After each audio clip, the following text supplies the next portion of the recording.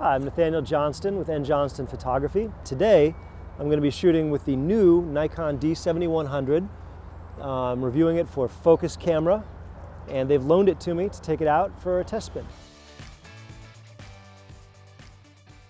One of the first things that strikes me about the 7100 is it's very small and light. It's very compact. And the kit lens is certainly a good lens for the price, also small and light. Another thing that's really great about this is it has individual flaps, little rubberized flaps for each section. All the other Nikons that I've used have one big flap and it's not quite as rubbery, and so it doesn't feel as protected. There's also a mic port for those of you who take your audio a little more seriously. One feature that's really nice that they kept from a lot of the other cameras is a histogram. That's very handy for making sure that my exposures are good. There's this little I button right here. This could be a really good feature because it tells you what all these little emblems mean, and it shows you where they are on the camera. It's almost like you have a little visual manual with you. So if you're taking a step up from a more consumer grade camera to this thing, this is going to be very handy. I just took some extreme high ISO shots from under the bridge over there at 6400, and I gotta say they're nice and clean. You can definitely see the grain, but it's not distracting or displeasing at all. This is a really bright, high contrast area even for a cloudy day. I want to see what this thing can do under those conditions. Let's go take some pictures of the water. But what I'd like to do is see if I can get the waves to blur a little bit. So what I'm going to do is make sure that my ISO is as low as it can get, put it down to 100, and then I'm going to bring my shutter speed down to about 1/8 and crank the aperture way down to 22.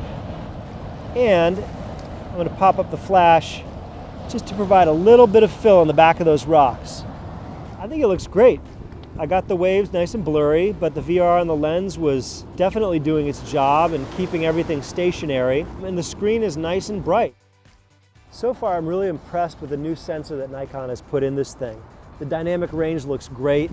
It seems to work really well with highlights and shadows, and it's a 24 megapixel sensor, so you can really get some great detail in it. And it's really well built. It's got the magnesium body. All the little buttons are weather sealed, so if you get caught in the rain, as long as you don't get it drenched, the camera's going to be fine. It's got a function button which is programmable, which is awesome, and a little preview button here so you can do your depth of field preview. It has the exact same battery as the D7000, the D800, and the D600. The EN-EL15 has been around for a few years, so they're not that expensive, and there's a lot of them on the market. Buy a couple of them so you never run out of juice. One thing that I'm not really excited about, and this is the same with this camera, the D7000 and the $3,000 D800, is if you're in live view mode and you take a photo, it takes a little too long to play it back, in my opinion. So the D7100 features dual SD cards, which is really handy.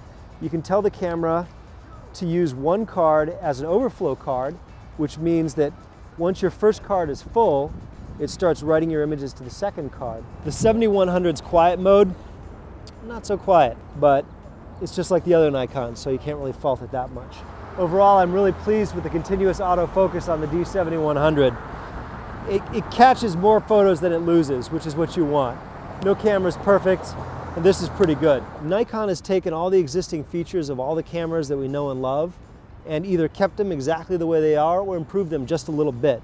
The D7100 is aimed squarely at the prosumer or the hobbyist. It's definitely a great camera for somebody who's looking for something a little better with a lot of advanced features, but that's not going to break the bank. I'm Nathaniel Johnston, and if you want to check out more of my photography, you can check it out at njohnstonphotography.com. Thanks for watching.